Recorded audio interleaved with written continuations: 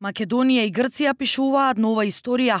По повеќе од 20 години нерешлив спор за името се става потпис за затворање на едно од најгорливите прашања во македонско-грчките односи. Со прогласувањето на независност на Република Македонија по успешниот референдум спроведен на 8 септември 1991 година, на кој мнозинството македонски граѓани се изјаснија за суверена и независна македонска држава, започнува негаторскиот став на Грција на уставното име на земјава. Да ви честитам слободна, суверена и самостојна Македонија. Грчките обструкции и негативната пропаганда што се води против меѓународното признавање на Република Македонија се постојано активни во тој период. Блокадите заради името се изразени и во однос на зачленувањето на земјава во меѓународните организации, бидејќи грците одсекогаш го сметале името Македонија како составен дел од грчкото културно наследство. Освен тоа, на територијата на Грција има провинција Македонија, а според тврдењата, официјална Атина стравува дека Скопје крие територијални амбиции. Односите меѓу Македонија и Грција видно се влошуваат кога Република Македонија како нова независна држава за амблем на државното знаме ја одбират звездата од Вергина, сонце со 16 краци. Грчките власти не можат да се помират со ваквиот потек, на што постојано следат жестоки реакции, бидејќи сметаат дека звездата од Вергина е стар грчки символ. Атмосферата во Грција дополнително зоврива во 1992 година, кога повеќе од милион грци протестираа во Солун скандирајки Македонија е грчка. Μετάφωνοι, με ένα στόμα, όλοι οι Έλληνες είμαστε εδώ. Ναι, όλοι οι Έλληνες είμαστε εδώ. Подсилен меѓународен дипломатски притисок, особено врз македонската страна, за прифаќање на резолуцијата 817, со која Советот за безбедност на Обединетите нации му препорачува на Генералното собрание да ја прими Република Македонија во Обединетите нации под привремениот назив ПЈРМ. Со името поранешна Југословенска Република Македонија, државата во 1993 година станува членка на Обединетите нации. Повеќето други држави, меѓу кои и Соединетите Американски држави и Русија, подоцна го признаваат уставното име на Македонија, но сепак, поради силното грчко лоби кај некои од големите и моќни држави, Република Македонија не може целосно да излезе од меѓународната изолација. Грчките обструкции одат дотаму што покрај првата економска блокада што ја воведува кон Република Македонија во 1992 година, истиот чекор Грција го прави и во 1994 со нова економска блокада за да предизвика голема економска криза и да издействува уставни измени како и промена на името, а со посебен акцент за промена на амблемот на македонското државно знаме. Економското ембарго, меѓу другото, не дозволува користење на пристаништето во Солун и предизвикува економска и политичка криза во Република Македонија, а македонската економија трпи тешки последици. Конечно, економската блокада е тргната со потпишувањето на привремената спогодба помеѓу министрите за надворешни работи на Република Македонија и Република Грција во септември 1995 година во Њујорк. Нацрт привремениот договор е подготвен со посредство на специјалниот пратеник на генералниот секретар на Обединетите нации Сайрус Венс и неговите соработници, а подоцна поради успешноста на привремената спогодба, таа го добива епитетот бисер на дипломатијата. Спогодбата ја потпишуваат министрите за надворешни работи на двете страни, тој на Грција, Карлос Папулјас, која представувал првата страна, и министерот на Република Македонија Стево Црвенковски, која представува втората страна. Собранието на Република Македонија ја ратификува спогодбата на 9 септември 1995 година. Оваа спогодба е со цел да ги нормализира односите меѓу двете спротиставени страни, но на инсистирање на Грција, а под притисок на меѓународната заедница, Република Македонија прави уставни измени кои се однесуваат на некои спорни точки, како што е символот на сонцето од Вергина. Македонската влада се согласува да се откаже од спорниот символ на македонското државно знаме, за кој Грција најсилно се спротиставува. Другите уставни измени треба да потенцираат дека Република Македонија нема територијални претензии кон Грција и дека нема да се меша во незините внатрешни работи.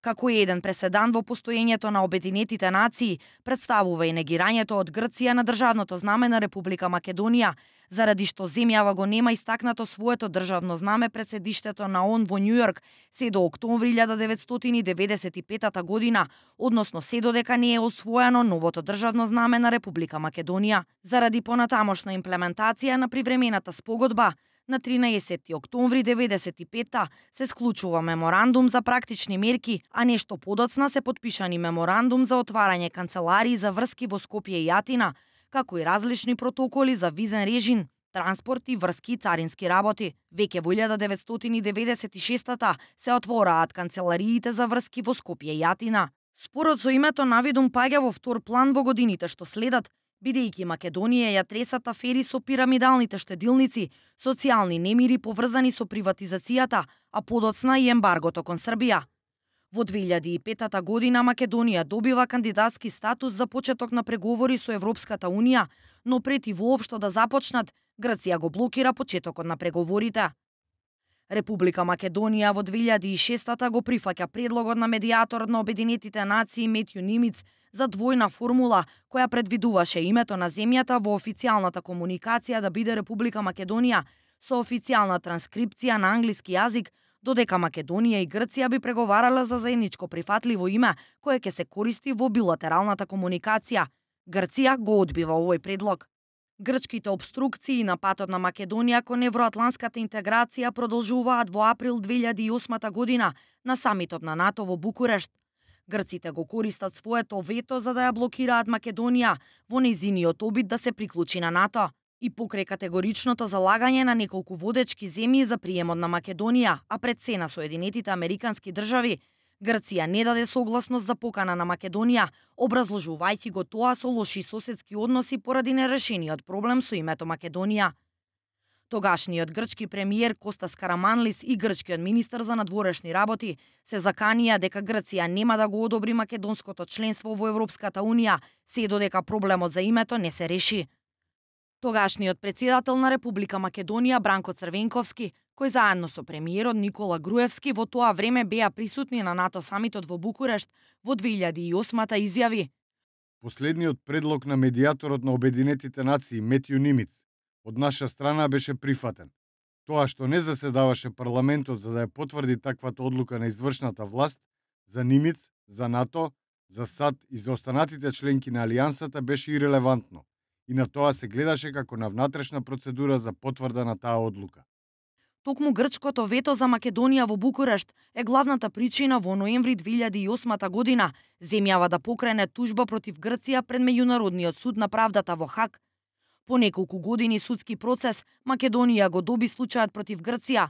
Во својата пресуда судот во Хаг го прифати аргументот на Македонија дека со попречувањето на приемот во НАТО, Грција директно го прекршила членот 11 од привремената спогодба, кој предвидува дека Грција нема да го попречува членството на Македонија во меѓународни организации.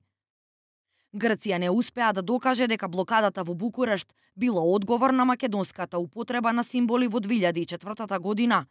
Судот утврди дека пред самитот Македонија не иницирала негативна кампања, односно според судот во Хаг, Македонија активно учествувала во преговорите за разликите околу името, кои се водат под покровителство на Обединетите нации.